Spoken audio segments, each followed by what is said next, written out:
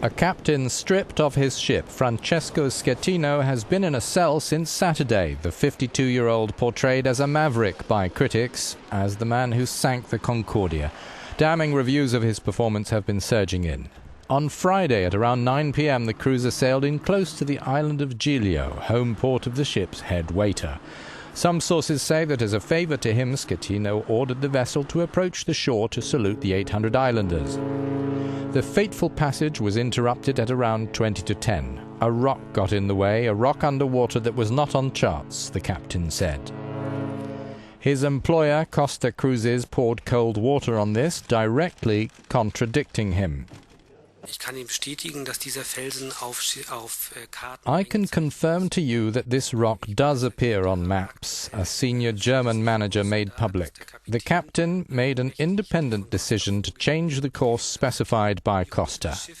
The ship was obviously too close to the shore, and the captain's assessment of the emergency did not correspond with Costa standards.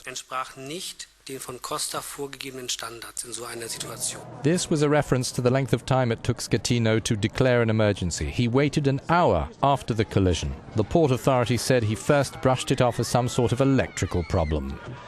It was chaos on the listing ship, and there has been speculation from various media that Concordia officers were so frustrated at the delay that they began the evacuation before receiving the order to abandon ship and launch the lifeboats. There were well over 4,000 people to save.